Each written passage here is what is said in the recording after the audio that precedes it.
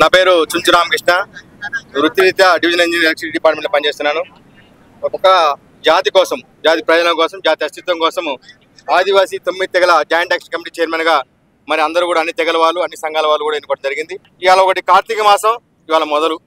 ఈ సందర్భంగా యావత్ సమాజానికి, తెలంగాణ రాష్ట్రంలోని సమాజం మొత్తానికి కూడా యొక్క కార్తీక మాస శుభాకాంక్షలు తెలియజేస్తూ, అదేవిధంగా ఆదివాసీలతో పాటు ఆదివాసీ యొక్క నాయకుడు ఎవరైతే ఉన్నారో మా యొక్క ఆదివాసీ పోరాట స్ఫూర్తి ఉద్యమ నాయకుడు జల్ జంగిల్ జమీన్ కోసం పోరాటటువంటి కుమరం భీం దాదా జయంతి నేడు 125వ జయంతి.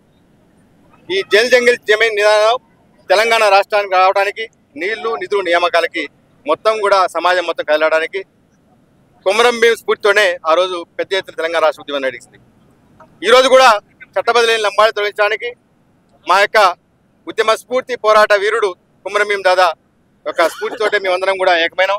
ఇక్కడ సంఘాలు ఎన్ని ఉన్నా, మా యొక్క నాయకులు ఎన్ని పార్టీలు ఉన్నా సరే, మేము ఏ రకంలో ఉన్నా సరే అందరం కూడా ఒకే తాటిపైకి వచ్చి ఒక కుమరం భీం స్ఫూర్తితోటే యొక్క ఉద్యమాన్ని ముందుకోవాలని చెప్పేసి రానున్న రోజుల్లో వేలాది కాదు లక్షలాది మందితో కూడా భారీ ఎత్తున ధర్మయుద్ధ సభలు ఒక పక్కన ఆదిలాబాద్ కేస్లాపూర్లో మరి ఈ నెల నవంబర్లో ఉండబోతుంది. అదేవిధంగా నవంబర్ తర్వాత డిసెంబర్లో కూడా మేడారం సమ్మక్క తల్లి సాక్షిగా దాదాపు 5 లక్షల మంది ఆదివాసులు కూడా ఒక ధర్మయుద్ధం ఉండబోతుంది. మేము ఖచ్చితంగా అనుకుంటున్నాం, న్యాయ వ్యవస్థపై మాకు నమ్మకం ఉంది, ప్రజాస్వామ్యమే నమ్మకం ఉంది, రాష్ట్ర కేంద్ర ప్రభుత్వం నమ్మకం ఉంది. ఇప్పటికే రాష్ట్ర కేంద్ర ప్రభుత్వాలు ఏదైతే సుప్రీంకోర్టు అడిగిందో ఆర్టికల్ 342 ప్రకారం వాళ్ళు ఎస్టీనా కాదా అన్న దానిపైన ఇప్పటికే ఉన్నటువంటి డాక్యుమెంట్స్ అన్ని కూడా పరిశీలిస్తున్నారు. ఖచ్చితంగా ఈ నెల లోపలనే వాళ్ళు సుప్రీంకోర్టు కూడా నివేదిక ఇవ్వబోతున్నారు. ఖచ్చితంగా సుప్రీంకోర్టు విచారణ తర్వాత చట్టబద్ధలేని లంబాడి తొలగిపోవడం ఖాయం.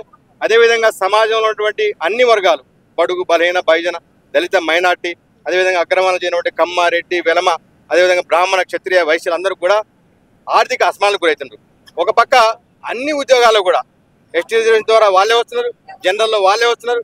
ఎక్కడ చూసినా ఇందు లేడు, అందువల్ల సందేహం వల్ల ఎందుకు వెతికినా మొత్తం కూడా గోరు పంజారాలి అన్నట్టు అయిపోయింది ఈ రాష్ట్రంలో. వాళ్ళని తొలగించడానికి ఇప్పటికే మాకు పూర్తి స్థాయి మద్దతు కూడా అందరూ తెలియజేశారు. అన్ని పార్టీలు ఉన్నటువంటి నాయకులు కూడా ఈ యొక్క ఉద్యమాన్ని బలపరుస్తుంది. ఖచ్చితంగా సుప్రీంకోర్టులో మేము గెలవబోతున్నాం. ఈ యొక్క మేడారం జాతర నాటికి ఖచ్చితంగా విజయం సాధిస్తామని చెప్పి నమ్మకం ఉంది. అదేవిధంగా ఈరోజు కుమరం భీం జయంతి సందర్భంగా ఈ యొక్క విగ్రహాన్ని ఖమ్మం పట్టణంలోనే నడిపొట్టున లకారం బండి మీద ఏర్పాటు చేసుకోవడం చాలా సంతోషకరం.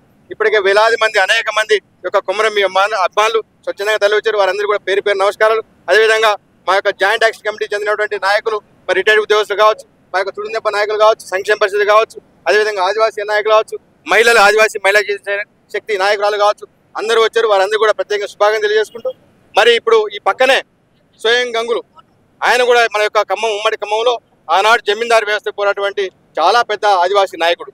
ఆయన యొక్క విగ్రహాన్ని ఏర్పాటు చేయడానికి ఈరోజు భూమి పూజ కూడా ఇప్పుడు తొందరలో చేసుకుపోతున్నాం. దానికి సంబంధించినటువంటి స్వయం వంశస్థులు ఇక్కడ రావడం జరిగింది.